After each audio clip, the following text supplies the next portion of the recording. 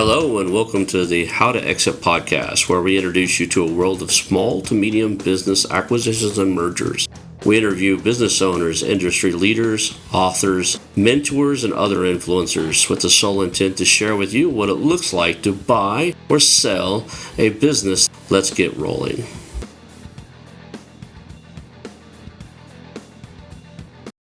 And now a moment for our sponsors. I want to highly recommend you get Acquisition Aficionado magazine. Every month, Acquisition Aficionado magazine brings you tactics for business buying and selling you won't find anywhere else. Learn firsthand from industry leaders who share their success stories, featuring in-depth interviews and stories from leading figures in the business acquisition industry. This multi-platform mobile magazine speaks to acquisition entrepreneurs wherever they are in the journey. And I want you to visit acquisitionaficionado.com today.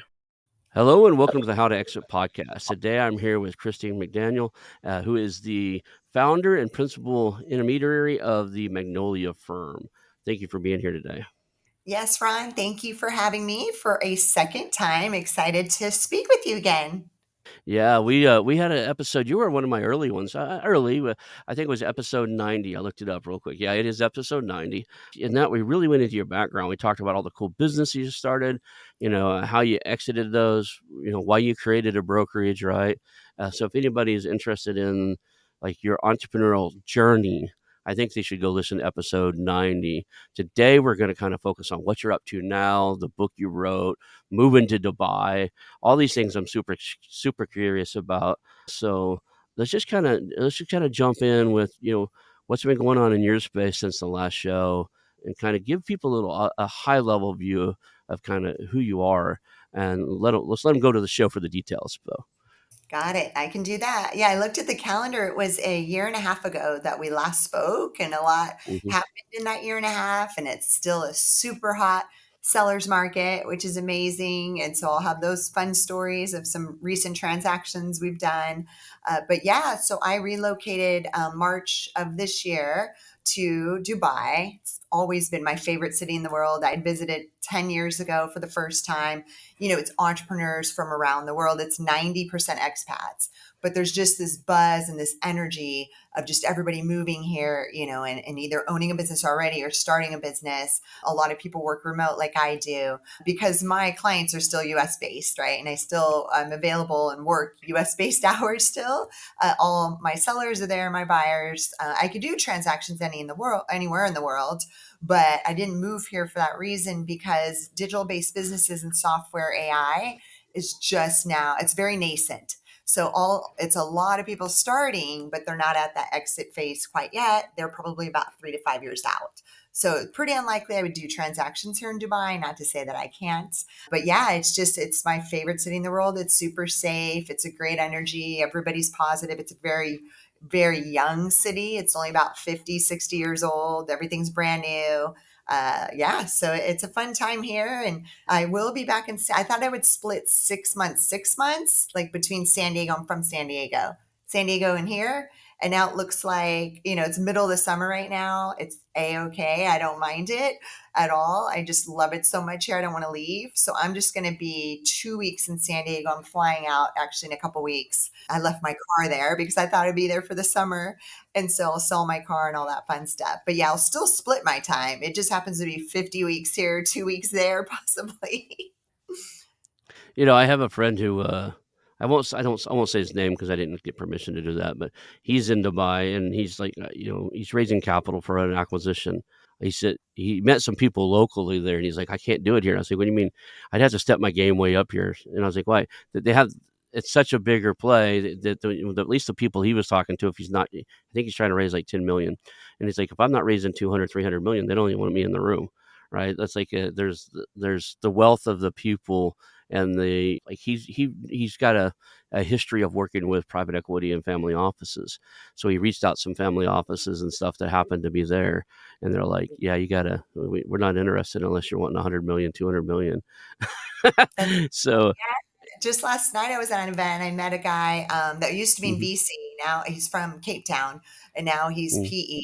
And yeah, he was talking about the funds he's working on and the deals he's working on. And Abu Dhabi and Saudi, two are really, really big places for that kind of stuff. So yeah, Right. there might be buyers here, is what people are telling me. They're buying up a lot of tech companies out of the US. So yeah, I've been networking. I'm kind of seeing if that's possible out here. But yeah, it's fun regardless. So let's talk about some of the deals you've done recently, some of the fun stories you have. We always like those. My audience likes those. Tell us. We were chatting before, and you mentioned it once before about doing a deal with somebody that was incarcerated. Yes. So my seller happened to be in prison at the time, and her daughter was working on selling the business. So the mother was in prison for a different reason, didn't have to do with the company. It was white collar crime though. So not, she didn't kill anybody, don't worry. So yeah, in the business she had, since the 90s, and the daughter was selling it on her behalf. But then I had to disclose every time, in order to bring this, I still needed this. The daughter was helping sell the business. So if a buyer was interested, we bring the daughter on, and then we would disclose things. Then it got to the point where the mother was able to have 1 hour a day to use the phone. So at that point, she's a great salesperson. It was the business she built herself. So, we'd bring her on, but we could only schedule these seller interviews like within this hour. And, sometimes they'd even cut her off. She's like, oh my gosh, I've got to hang up the phone. I got to get off the phone. So yeah, that was interesting, right? to sell a business where the mother is incarcerated on a white collar crime. Again, nothing to do with the business, luckily. But yeah, I don't think anybody. I've never met anybody else that was able to do that. And so, what other fun deals have we had since then? We had a really great one where he was 27 years old. He had just started his business, only had it for 3 years, which is pretty quick, rapidly growing. It was a CRM integration agency. We've already sold three of those. They are extremely hot. We are doing so much cold outreach, trying so hard to find more to sell because we have a whole list of buyers. But that one was unique because it had this AI component, meaning his company would be the one that would come into these large corporations, Pepsi, Experian, etc.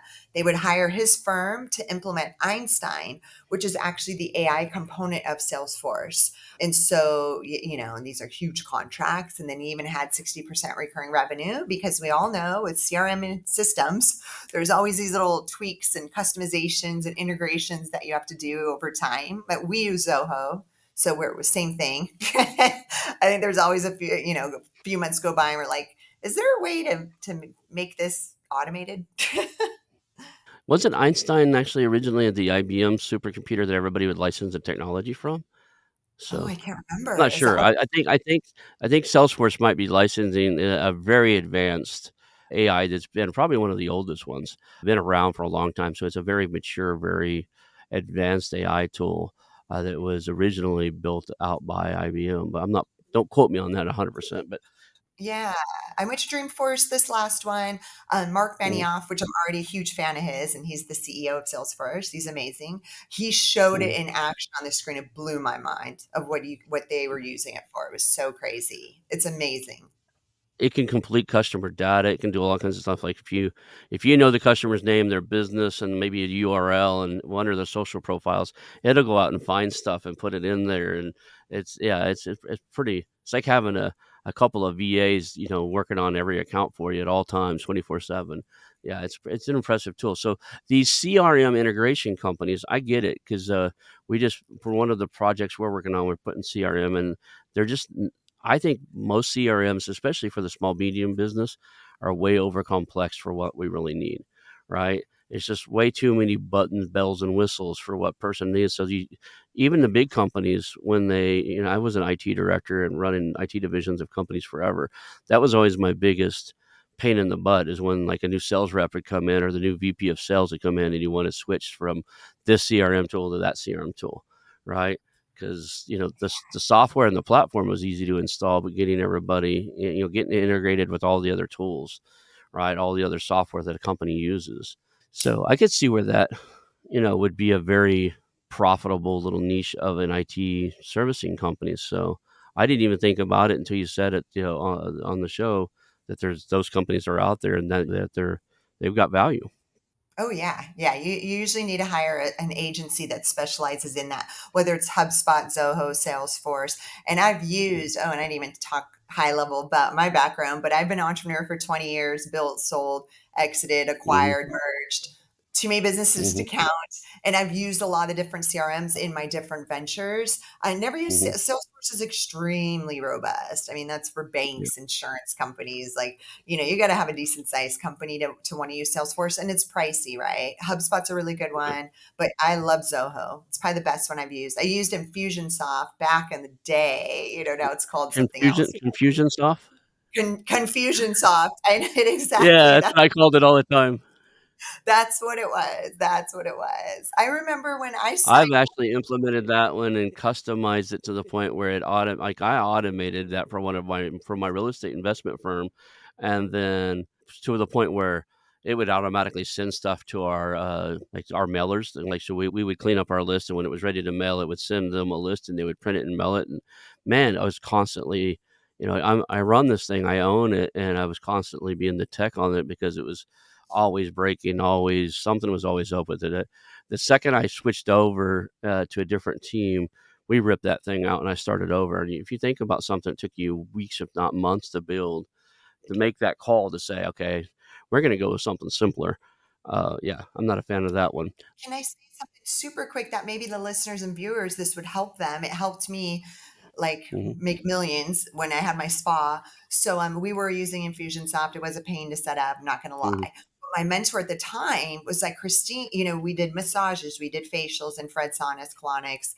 So he's like, why don't you take your database of 15,000 customers and why don't you tag them and segment them, right? So people that come in for massages, facials, etc. So we would run email campaigns specifically and actual sequences to each, different spa treatment that they come in for. And it was a game changer versus an email blast like, hey, come to the spa, 10% off.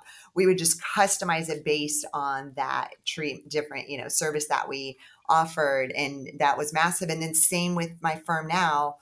Yeah, so anybody listening, if you could just kind of segment your list in any way, it helps really in a big way. So right now we have a database that's all sellers that might potentially want to sell one day, and then buyers that are looking to acquire companies. So every month we send two separate newsletters. awesome, awesome, and I could see why you would segment that out, but you could also cross sell them, right? You could say, "Hey, if you come in for your massage today, we'll give you 20% off of a facial." That's Right? good too. So Yeah. there's all that, and now you've introduced a customer who was only getting massages, never knew they love facials, and I bet once, somebody got one, I'm old and gray, I don't think I've ever had a facial, but I bet if I had one, I'd wanna do it again. My wife made me do the mani-pedi once, and now when she goes, I'm always like, "You want me to go?" I Because love they massage your feet and they trim everything up, and it's so nice when they get done, like a hand massage and a foot massage, but she doesn't invite me anymore, so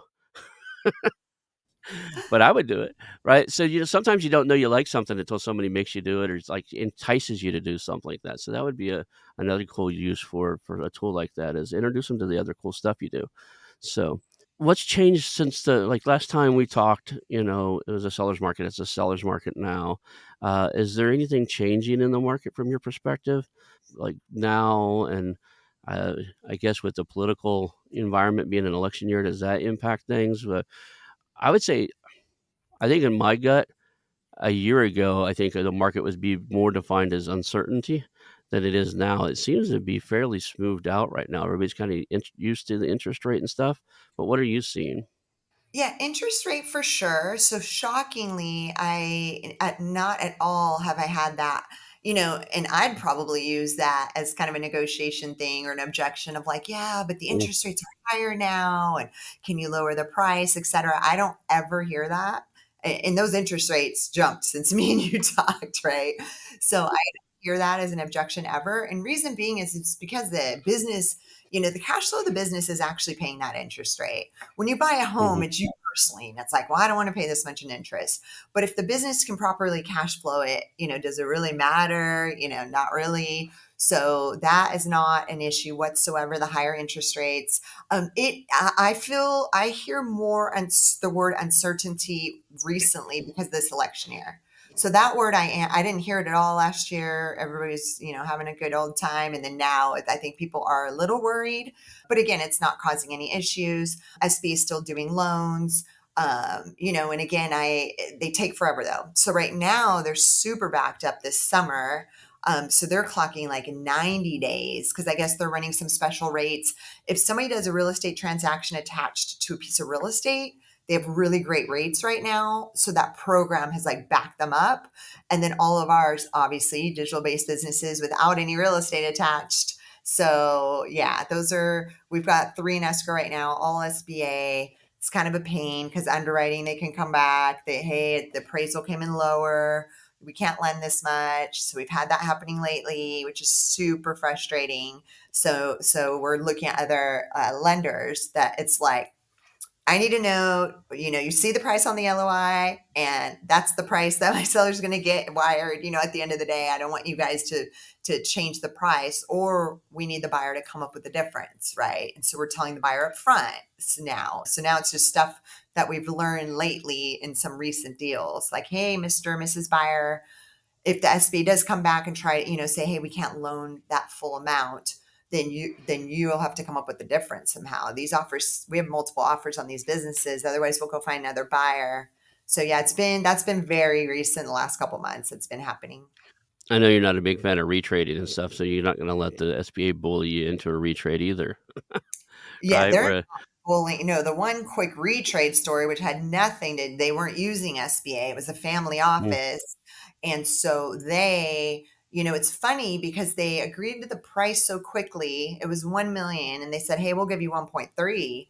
So we'll do 300,000 on a seller carry. We'll give you the full price, 1 million, and we'll give you cash. And then I just got a feeling. And usually I always talk to the buyer when they sign the LOI. I'm like, look, and I talk to my seller when I sign the seller. Hey, nobody's going to bluff us. Like, we're going to walk. If somebody tells us a price, gives a price and tries to a retrade. And when someone changes the terms of the price, right, during the transaction, and usually they wait until the very, very end when everybody's exhausted and you already spent the money in your head, right? So I prepare my seller. If somebody tries to do this, we're going to have to walk. And so I usually warn the buyer, hey, just so you know, like, if you do this, we're going to walk. And I didn't say it with these guys. They were such great guys, but my buyer or seller loved them. They flew out. They spent a lot of time and money with the lawyers, with the accountants, with the due diligence. Like, I could tell they're probably 30,000 in. And so, yeah, I just was like, oh, it's fine. But towards the very end, just some verbiage, some things they were saying and questions they were asking, I'm like, they're going to read. I just knew it. So this is a week before it mhm. closes. I called them up. I said, guys, tell me right now, because we're not moving on the price. And oh, no, no, no. I think we'll be good. Like, he just kind of hesitated. So I'm like, uh oh. So the day before close, I mean, they dropped it like, yeah, I think 50%. And then that other, half of that 50% was like earn out crazy stuff. So I think when it was all said and done, they were just going to give 250,000 in cash, and the rest was all this. And it was 60. Yeah, they dropped it to 600, only 250 cash. And again, they won. So sometimes a buyer will win over the seller, like become friends, and like, this is how we're going to treat your team, et cetera, et cetera. So we walked. So we're on Zoom. My seller, both of us were on Zoom with them and said, then we're walking. And then that's what happened. The whole thing imploded. But you can't have people bluff you either, right? No.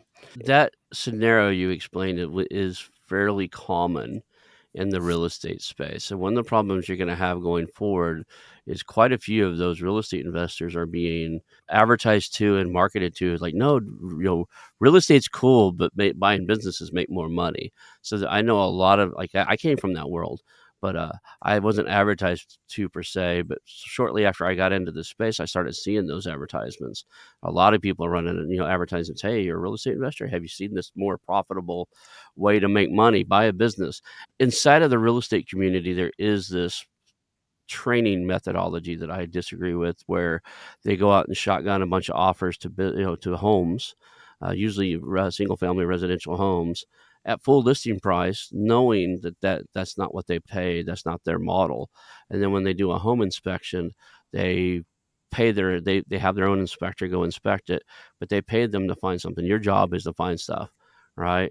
And as soon as they start finding things like, oh yeah, we offered you, $250,000 a house, but we just found $50,000 of repair, and we still have to make a profit, and then we got to, there's still the unknown. So yeah, we know we offer you 250, but 105 is the best we can do, right? And Yeah, you're at yeah. closing when they do this. No, and obviously, I left out the part. If they find stuff, if there's stuff in, if the as it's in escrow, if the numbers started coming down, the revenues start coming down while it's in escrow. If they uncover something in due diligence that wasn't correct, like wait a minute, of course the price is going to change. Like we are so on board, and we'll be like, yeah, it's going to have to. Again, I tell my seller, you better put the gas on. If you got to crank your sales up more than ever. If your sales start coming down because you're distracted by this process, and that's why you hired us, I don't want you to be distracted. Then you risk the price coming, the offer is going to come down. So no, in those cases, not a retrade. It's just like, hey, we got to renegotiate. That's interesting. And finish the story. What happened to the business? Do you sell it to somebody else, or they keep running it, or Yeah, no, no, no. It's still trying to find another buyer right now. So at the price, because we were tempted, do we go 1.3? Do we now have it at 1.3 instead of a million because it's sold at that price? But again, in the distraction, the sales went down because of all that. Because you think the deal is like going to be done right then, and you just like slack off as an owner. It's really hard. And again, I've been there, right? I Mhm. had my spa was an SBA loan that was supposed to take 45 days, took 93. So, I had to Mhm. have the stamina of like grow, grow. And I did continue to grow, grow, grow. But you're just in your head, you're like, well, this isn't going to be my business anymore, next week. So who cares? But then it was like every week it kept getting delayed a week, a week, a week, all the way 93 days. It was so crazy. So I've been in that exact spot. So now I know how to prepare my sellers. Without giving the name of the business thing, because I know you can't do that, what industry is the business in? If somebody's listening to this and go, "I'll buy it," what is it? What is the can you, like is it a Yeah, CRM integration? What type of business is it?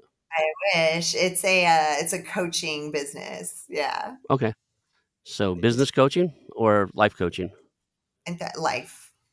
Life coaching. Okay. So, if you're a life coach out there and you wanna treat somebody fair, she's got one on the market. So, okay. Let's switch gears a little bit.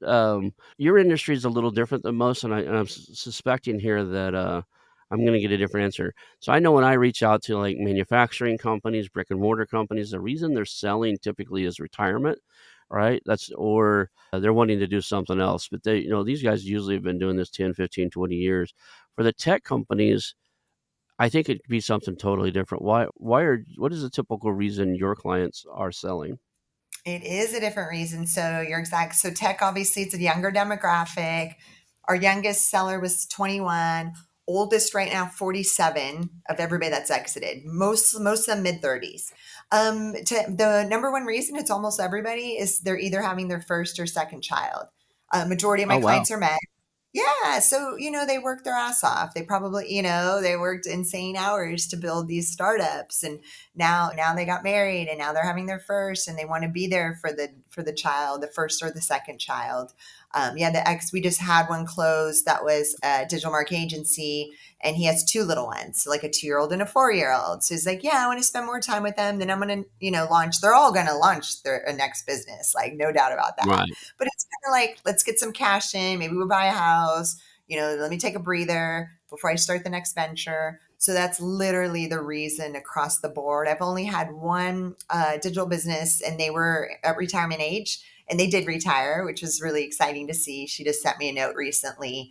They sold last November, so that was cool. So yeah, that's really the reason, to be honest. I would have never guessed if you just said guess why these guys are selling. I would say I would more imagine they hit a certain plateau, right? Because it takes a different CEO to take a company from 1 to 0 to 1,000,000 than it does to go from 1,000,000 to 10 or 10,000,000 to 100,000,000. And I always thinking that these tech guys are mostly selling because they know that they're ready to do their next startup and they can take this as far as they could take it. But Yes, that's the other reason. And it's even the same, okay. oh, I want to spend time with my kids, but I've realized that I'm stuck where I'm at, and it's not fun anymore. So the fun part is 0 to 1 million or 5 million. Mhm. And I'm the same way, right? Once I hit a certain number, I'm like, and everything was chill. I'm like, this isn't fun anymore. I like the chaos of creating a business and building it from scratch. And so I Mm. get it. So you're exactly right. That is the very other reason. And then even so, one, she just got married. They're about to start trying to have a child. So that's one of them. Why she's selling. The other one, and he already took off to travel the world, right? It's not even, it's in escrow right now. Took his two little kids and his wife, and they're now traveling the whole world for an entire year to find out where they want to live. They're in Virginia now, and now they're gonna travel the world with the little kid with little ones, and that's kind of cool. And so yeah, we love hearing kind of the reasons. Let's talk about, you do this thing called 7 Rs. What are the 7 magic R words that buyers should look for when they're, looking to acquire a business? Yeah, and it's funny. It's just something that I came up with because I kept, I know the things that people are looking for in the perfect Mm, business. And I'm like, whoa, these all start with R. And there's seven of them. They didn't make the book. I know we're going to talk about the book. I was like, darn it. Like, I didn't have all seven when we wrote the book. I think we mentioned them, mm, though, a few of them. So the first one would be relocatable. So it's funny, we were just talking about that. yep, So a business that can be, that you can relocate easier. Obviously, digital based businesses, most of them are all remote. However, some are not. We have content mhm, studios, at the location in New York. We have a graphic design firm with a location in Portland because graphic designers want to work together and brainstorm together and look at the projects and the designs.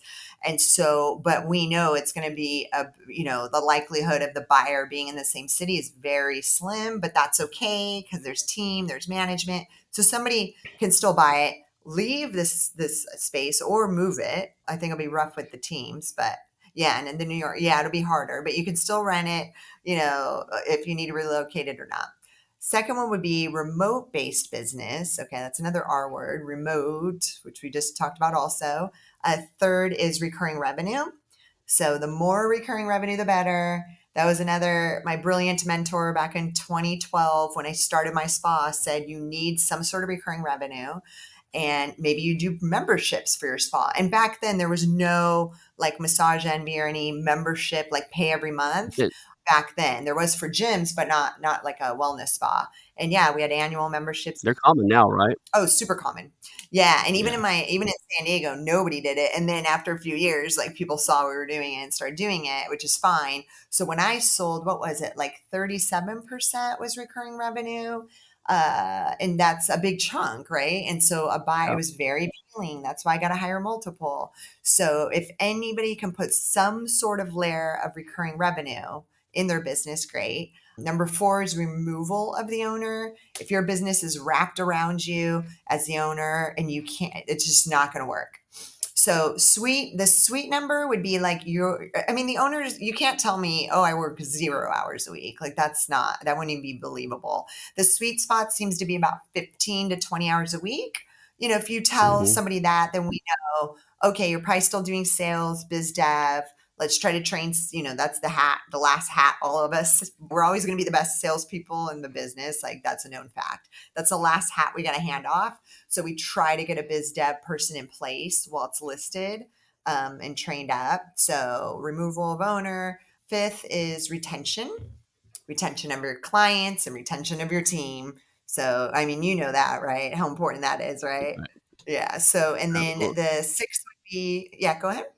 I was, mostly interested in the changes to your evaluation when you have that recurring revenue. So finish your R's, we'll circle back around to that because I think there's some things in here that really actually get you more money for the business too. Oh, without a doubt. And then the sixth one would be revenue growth, right? Again, we want to see Mhm, it trending up. And that's why I'm so picky about the businesses we take on. We're boutique. I only do 5 listings at a time. I probably turn away 98% because, again, I will not take a declining one. Nobody wants a falling knife, right? On top of them. right, So, down, not going to be, not, if they're stable, we'll take them. But growth is even better, right? That revenue growth looks really good, and people get excited about getting on board with that. And then the seventh would be repeatable processes. So sales, marketing, like everything's kind of flowing. You could repeat it. Yeah, so those are the seven magic R words. I can see where most of those actually contribute to a higher valuation too. If you look even in the brick and mortar space, having standard operating procedures, having the owner operator not be no have the owner not be the operator to where the owner is, like you said, 15 hours, 10 hours a week. Having recurring revenue is huge. Maybe it's because I have a real estate investment background. I've always had a thing for membership sites or something where your recurring revenue covers everything, and then your one-time gigs and stuff like that are bonus, right? So if you look back at your spa, if you looked at 37% of your income was recurring revenue, if a month happened and that's all you had, you probably paid your employees, you probably paid your electric bill, everything was still running, right? There's something critical to say that my recurring revenue that comes in every month covers everything. The one-time visits and the bonus, I want the deep facial as opposed to the one that comes with my standard package on that spa. Those are just icing on the cake. And I know in, like, some industries, like, like, especially things like SaaS and stuff, like, it's expected, but under other industries in our space, in the brick and mortar, if you can show us recurring revenue, your multiple goes up, right? We'll pay a different multiple on the recurring revenue as a buyer than we do everything else. We'll break that out, so you'll have 2 mathematical equations. Okay, the business is, small business is worth 3x, but we'll carve out this recurring revenue piece and give you 4 or 5x on the recurring revenue, and then you add them back together. All kinds of things can happen when you show somebody you've got a steady, well-run business that's got that recurring revenue model. How well does that affect your ability to sell these things? If they have, out of those 7 R's, are they all absolutely critical, or some of them like, hey, this is going to make it easier, my job easier to sell it, you're going to make more money? If you can only focus on 2 or 3 of them, which ones would you focus on first? Yeah, great question. Remote based without a doubt. Most of the buyers right now are first time business buyers, believe it or not, because this kind of entrepreneurship through acquisitions getting really popular. And that's exciting, right? Everybody saw startup world blow up into pieces, non cash flowing. You put a bunch of money in, you don't have anything in the end. So, you're buying a cash flowing business. That's why, for us, we do ask for at least 200,000 of EBITDA or SD, seller discretionary earnings. Like $200,000 of profit can replace most people's salary at corporate. So they're like, okay, Hmm. great. I'm going to buy this cash flowing business, leave corporate hell. I got to work from home during COVID and now I'm back in the office and I hate it. So that remote based and I want to travel and work from my laptop by the beach. I don't, whatever they want to do, or I want to move to Dubai and work from there. So I think that's the most like pivotal, important one, right? Remote base. And that's why we only do really remote based businesses. The other one would be recurring revenue. And again, I love working with agencies, but a lot of agencies, they don't, these are one-off jobs, Yeah. graphic design firm, they don't have necessarily, some of them do, right? They do have monthly contracts with these big companies doing all their design, graphic design work and content work. So yeah, I mean, and again, the CRM agency at 62% recurring. The other ones were big projects, one-off projects. So it's not that it's impossible for these non-SaaS businesses, these agencies to build in some sort of recurring revenue. You said earlier, you mentioned the startup world kind of imploding. I think what we haven't seen yet, and I think we're going to see, and what's your opinion on this, is the acquire to startup, right? So I'll explain what I'm talking about. I think, and I just talked to, I listened to a kind of a sales pitch, and they might want to be a sponsor at some point. But they came in and they have an AI tool that helps it's kind of a CRM with AI, and it helps do some stuff in this space of buying and selling companies. As far as I'm going to go. But the first thought I had is, and they raised capital to build it and everything. First thing I thought is, why didn't you go buy a small SaaS CRM tool that had the same tech stack that you wanted to work with? Your developers, your tech stack. Go find something that has the same tech stack that's making, $1 million, $2 million a year. Acquire it, and now add your AI and your other technology to it, because you've already got your employees are paid. You're just adding features on to address a market you want to get into.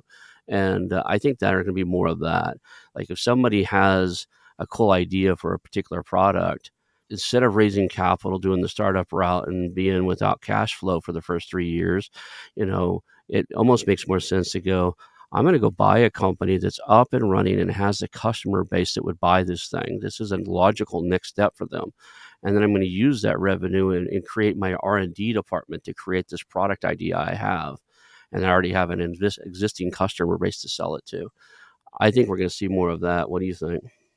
Oh, yes. I was just hanging out with a friend and he was talking to me about starting his first business.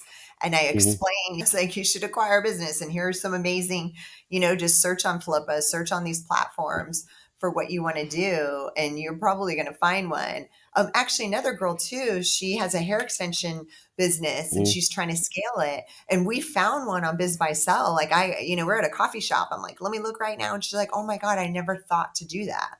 I'm like, here's one Hmm. that's cash flowing already, right? Just grab it, merge it with yours. And so I'm a huge, huge fan. I think you nailed it. It's easy to find that like you said, customer base already there, maybe a team already in place. Like you just shortcut, and then some of these sellers are desperate and they will take seller finance. They just want out of there. A lot of engineers built really cool, like apps and tools because they geek out on that, but then they're not salespeople and they're not marketers. So they don't know how to sell it at all. And they're just like bored and they want to build the next thing, because they're builders. So yeah, I'm Yeah. a huge, huge fan. And, I loved starting mine from scratch, the chaos and there's just something to say. I have a lot of pride and like, oh my God, I started that from scratch, right? It was my idea and that was cool. But now, down the 20 years of entrepreneurship, lately I was buying them and flipping businesses. I'm like, oh, this is so much easier. It's already cash flowing. Just buy it, sell it. During COVID, I flipped two spas. They were in the heat of COVID. Like these people were like, I'm out of here. And I was like, oh, okay. Like I could totally, I'm wartime general. Like I'll take it. I'm not worried about this whole situation because it's going to clear up eventually. And it did. So yeah, definitely Yeah. acquiring businesses is I'm a fan now. Yeah, I get that. I did the same path. I was solo entrepreneur, I guess you could say. When I was young, entrepreneur most of my life, but I went from solo entrepreneur to business owner to for a while there before, way before flipping those guys. I'd flipped websites. I'd find websites that would, be making $5,000, $10,000, a month, or just really low grossing websites, but they still had, this is old school. They still had like, the early internet graphics and stuff. They were really clunky and stuff. And I had a graphics design engineer and a usability engineer from overseas. I was one of probably the very first people to really outsource, global talent. I would have them redesign the whole layout, make it look nice, bump up the, pay some ads, do some things other people didn't do, get some more sales in, and then turn around and sell them and triple or quadruple the cash I put into them. So unfortunately, I got burned because the fraudsters got into that space and they learned how to spoof all the financials and stuff. That's why there's cool tools like Flippa and some of these other stuff. They do a lot of good stuff about logging into the actual PayPal or the Stripe accounts and verifying income. And you can do things now that we just didn't do back then. Somebody was really great at Photoshop, sent me a bunch of PDFs that had all those they buttered up all their documents. It looked great. I bought something. It wasn't huge. I want to say it's $40,000, $50,000 or something like that, acquisition price. But it was enough to know I'm not doing this again. It's the day I bought it, like within 48 hours of me buying it, all the traffic went away. They had a private blog distribute like network. They had all their own websites and servers that were pointed at it, and that's where all the traffic was coming from. And once they sold it to me, they pointed all that traffic at something else they owned. Ooh, and then probably try to sell that too. No, Ron, I'm so glad you brought up this Photoshop thing. So I am blown away, with so most the buyers are actually unrepresented. But again, I love, intermediary is mediator, right? I love working both sides of the deal, right? And Mm-hmm. holding their hand, even though seller's my client, but I like helping buyer also, right? And making a win-win. And so just even this week, so the buyer, super cool guy, like getting along great. He's unrepresented, buying the PPC firm, and he sends the due diligence, first time buyer, obviously, real estate background, due diligence checklist. He's like, hey guys, is there anything missing? And I saw this list and it had everything except for that. I was like, I told him to add it to the list. Like, we need to add you as a user on my seller's Stripe account because I want you to log in and download. Well, he didn't even ask for the reports of the merchant account, like at a bare minimum. match with the bank statement, right? You guys need, everybody listening, watching, you need to match, the bank deposit, those deposits with the merchant account statements. But you need to actually get either certified, transcript of the statements if it's some other merchant account, but Shopify, Stripe, PayPal, like you can be added as a user to go pull reports. So this Photoshop thing, I mean, nowadays with AI, you can just stick it in ChatGPT and be like, "Eric, Photoshop this thing to say this." So it's getting even harder. Yeah, scary. Yeah. I had one not too long ago, we were looking at I guess it's been probably almost a year ago, it seems sooner, but, I just said on the call, I was like, "His numbers seem fishy," and I said, "Hey, could you just log into your Shopify for me?" Like, just log in, like, share your log in and share your screen. Don't share your screen before you put your username and password in. I don't need to see you type your password, but I wanna see inside. And, he's like, "No, I don't wanna do that." And his business partner said, "Well, okay, we can do it." We started digging around. It's like, "Where's the numbers you were mentioning earlier?" Like, because your sales aren't I should don't switch that to 12 months. I was like, "Say, show me your 12-month report." Their numbers were nowhere near what they said they were, right? And you could Ooh. tell I could just pick it up by the way they were selling it. One of the things I do on Zoom is, if I have especially if I'm this was somebody else's deal I was looking in on. I have one of the guys I train my team. One of you guys are a dedicated listener, and what I mean by that is your job is to listen to what people are saying and to watch. Your screen's always going to show everybody that's on the meeting, even though sometimes you might set it like a Zoom call to see the person speaking to you directly. But my dedicated listeners, their job is to watch for everybody, because a lot of people don't think that if their screen is set up to where only the person speaking is in focus, they don't think they're on camera. And you'll see what was going on was this guy was talking numbers, and one of the guys that worked for him was sitting there doing this and nodding his head no. Oh, I was like, yeah. and when my dedicated listener guy sends me a message on Slack, he goes, "Hey, I don't think the guy that does the finances agrees with the CEO of what he's telling you on the numbers. He's sitting there nodding his head no, and the off camera, what he thinks is off camera, whenever the CEO is bragging about what they're making." So I said, "Hey, can we just log in?" So, sometimes looking at live accounts is the only way you're going to see some of this Yes. data. I'm glad you said, because so when I take a seller on, I do more due diligence on the seller before taking them than I think buyers do. So it's like if I Yeah. see something fishy, I'm like, hey, you need to log into your bank. Like I hate to ask you to do this, but I need you to log Mm, into the bank account, just like you said, and we're going to do a screen share. Like, are mm, these deposits really coming in? Same with tax returns. I never hear a buyer. SBA does ask for it. I mm. never have a buyer say, "Hey, I need certified transcripts of your 3 years of tax returns." Again, tax returns can be super like photoshopped in 2 seconds. So again, everybody listening, jot some notes down about making sure you guys are doing this, because I've never once had a buyer even do that. Let's jump into I don't wanna run out of time before you spend some good time on the fact that you're now a published author. You have a cool book. It's called Get Acquired, and I was looking at like the notes on Amazon or whatever. It's talking about maximize, uncover, attract, navigate, and negotiate. Right? There's these steps or actionable steps. Tell me about your book. Yeah, it was 8 years in the making. Big credit to Lauren, who's, works in the team and is also, she's an amazing writer. Writing is not my forte, but information is. So what was happening was there's so many clients that are too small, clients we can't take on for whatever reason. And a lot of them are too small. And so there Hmm. won't be an advisor that will take them on, unfortunately, at all, right? But even with my first company, I didn't know you could sell a company on your own. I thought you had to have a broker. And so you don't. It's like a for sale by owner, like a house. So this book, I was like, I want to write a book that somebody could take and literally step by step sell their own company.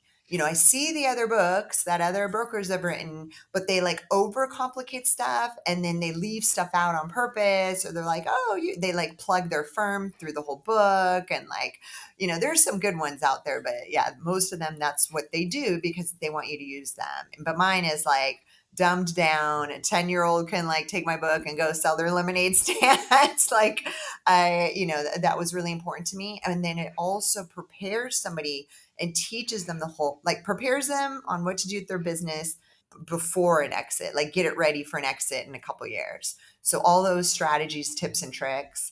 And then, yeah, so that was also important to us. And then the process. So these are questions I always get asked. Like, Christine, can you tell me the process, like A to Z, from when I list my business to when it sells? Can you tell me every little thing? I'm like, oh my God, there's so many things. Like, there's so many little pieces. We have like a 4-page doc of like every single step of like taking a listing all the way to close. So then it's like, here's my book. And then I recorded the audio in January, actually here in Dubai at a studio, because my pet peeve is always like somebody writes a book, but then they hire a narrator.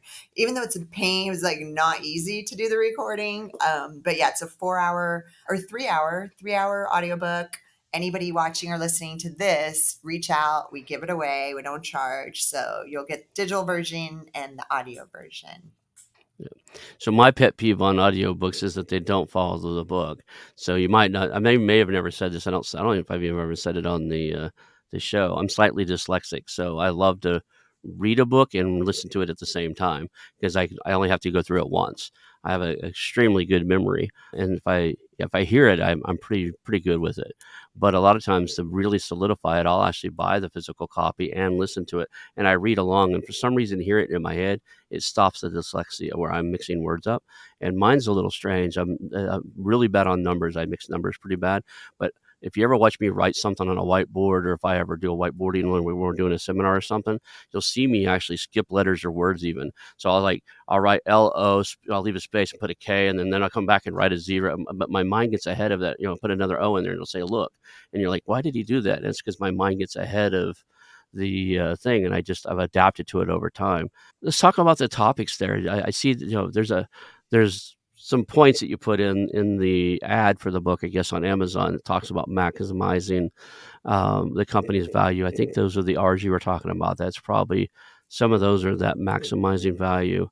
But there was something in here that says uncover the proven tactics to make your business irresistible to buyers. What makes a business irresistible to buyers? It is those 7 words. I can't think of anything else. Okay, I figured that's what was going because that you get if you find me a business that has all 7 of those, I might be wanting to chat with you, right? Because that's a heck of a thing to live up to, and it can be run from anywhere. It's profitable. It's growing. It's easy to raise money to buy stuff like it, even if it's outside of your buying scope. If you have all 7 of your R's there, you can tell that story to any other investor, and they'll come in with you. So I'm a big fan of the negotiation stuff. How much in that negotiation tactics and where do you think you pulled your negotiate? There's different styles of negotiations. What is your style that you covered in the book? Is it kind of like the Chris Voss never split the difference, tactical empathy, go for no type of thing, or is it win-win? Or what's your thought process on the negotiation strategies? Yeah, I love Chris Voss, by the way. I love, love, love him. And that's a great book. I'm glad you mentioned it. So I do want to. So I think when people come up against me, they're like, "Oh, it's a girl." And da-da." I mean, I hate, it's fine, right? Actually, it probably works to my advantage because they're not expecting me to really negotiate. I love negotiation. I love sales. It's my two favorite things to do. So in my company, I'm lucky. Like those are my parts, right? My team is Hmm. amazing. I have to give them all the credit in the world. They're doing all the admin, they're packaging the deal, all the copy, all this. Of course, I review every single thing. Of course, I'm on every single email. Of course, I'm going to answer the phone any time of the day, weekends, holidays. So I'm there to support them and my client, but I'm only coming in when we do the seller meetings, right? So my seller, we come on together. There is no, and we just had one the other day. I kind of prepare my seller and we're not going to talk about money or any. I'm like, if they do that on the Zoom with you, like I'll jump in. I'll say, hey, Mr. and Mrs. Buyer, like, hey, let's have a call right after this meeting. That's why Josh is paying me the big bucks, make a joke about it. Like for me to talk about that with you. And I do love win-wins. I really, truly do. Like, I don't want anybody walking away feeling like they got screwed. I want everybody be happy. My sellers love the buyers they end up with. I'm more proud about that than any sort of dollar amount. Okay. And that's super important to me personally to find a great buyer. And a lot of them become friends with buyers and, it works out great. But yeah, my negotiation, yeah, I think I'm lucky they don't see it coming. And so like it's a little bit like throws them off maybe, but I just stay again, I don't like people bluffing. I'm not gonna like I don't know, it's just always been, I don't know where it came from either. I will not lie here in the Middle East, because you have to negotiate your rent. So it's weird, like there's not fixed, like in the States, the rent is what the rent is. Okay, you're not coming in and it's a little hard to negotiate usually. You really can't. Like most places here, it's like you do. Like it's known you're going to negotiate. Oh my gosh, I cannot go up against these guys. I've tried. I was like, woo, it's so different here. It's like a hobby for them. And I don't, and they're very, I don't know. I can't. So I have friends here that are Middle Eastern, and I have them do it for me. And I just watch them argue and kind of like, I'll just like, and the raised voices and all that stuff I'm not a fan. See, that's a different style for me too. I'm fairly familiar with the process. That's what I did for a long time. As a matter of fact, I taught it to real estate investors for a long time, and then I did Chris Voss's book, and I ripped out my training out of our scenario, and I just made everybody read the book, and then we kind of, not that I say I would train them on Chris Voss's book, but 85 to 90% of the strategy I use come from it. So I'd say, look, 85% or 90% of what I'm going to teach you is going to come from this anyway. You want a good basis in it? Go read the book, go listen to the audio, and then we'll go from there. Because then anything I say is going to make sense, right? And I think there's tweaks you can make in any industry. For the real estate industry, there's certain tweaks I can make to the way what he did. I think a lot of it was just knowing when you got a deal, right? Like a lot of times people keep negotiating after you already hit your number, right? But in your mind, you're still got to go through this process. Like, why you still talking? The guy said yes, right? Yeah, 'cause some of So, my clients are like, "Christine, just take like, it's fine, just take it." I'm like, "No, like, I know they can pay more." Like, again, it's not at the asking quite yet. We need to get it there. mhm, And like, and they're like, "No, it's fine," because they don't like negotiating. And I'm like, "Well, that's my job." And even my friends kind of picked on me because I'll negotiate, like a $20 item. It's actually a muscle. So people should try to do this. It's a muscle that yeah. you build. So you can negotiate something, a $20 item, $100 item, like you start getting comfortable negotiating, right? So some of my friends are doing it now, even though they used to tease me about it. But I know we're running out of time. I want to talk to you forever. You're so fun to hang out with and stuff. How do they find? Let's run through how do people reach to you? How do they find the book? We just talked about the book. Where do they find the book? How do they find the book? yes. So the best way would be LinkedIn. If you want to get a hold of me personally, you can message me there. I'm great on that platform and try to post a lot of content, all different types of content, but mostly trying to help you guys get to that exit. And then the Magnolia Firm, you can check us out Instagram, LinkedIn, our website, magnoliafirm.com. We just got the .com. It was .co forever. So they both work. But we found the guy and got it for $500, which we were super excited about. And we just redid the website. So yeah, website, and then that's how you get our free book. So if you go to the homepage, you scroll down, it's right there. You could download it, and yeah. So those are the ways you can get a hold of us. Awesome, awesome. You definitely want to reach out to her. You definitely want to listen to the rest of her story. Go back to episode 90. Listen to all the stories of the businesses she created and how she sold them. And it's kind of the origin story of how she created the Magnolia Firm also and why she created it. So don't miss out on that. I want to thank you for being here today and hang out for a few minutes. We'll call that a show. Okay, bye everyone. Thank you. I want to announce our new channel partners, the ITX Marketplace. Since 1998, ITX has created $5 billion in value by selling more than 225 IT businesses in 20 countries. ITX works exclusively with IT-enabled businesses generating between 5 million and 30 million who are ready to be sold, and M&A decision makers who are ready to buy. For over 25 years, ITX has developed industry knowledge that helps determine whether a seller is a good fit for their buyers before making the match. ITX Mergers and Acquisition Marketplace we have partnered with has a proprietary database of 50,000 plus global buyers seeking IT service firms, managed service providers, Microsoft service providers, software as a service platforms, and channel partners with Microsoft, Oracle, ServiceNow, and the Salesforce space. If you have an IT enabled business you're ready to sell, I want you to visit the itexchangenet.com/marketplace. how to exit. That link will be in the show notes. Visit them now.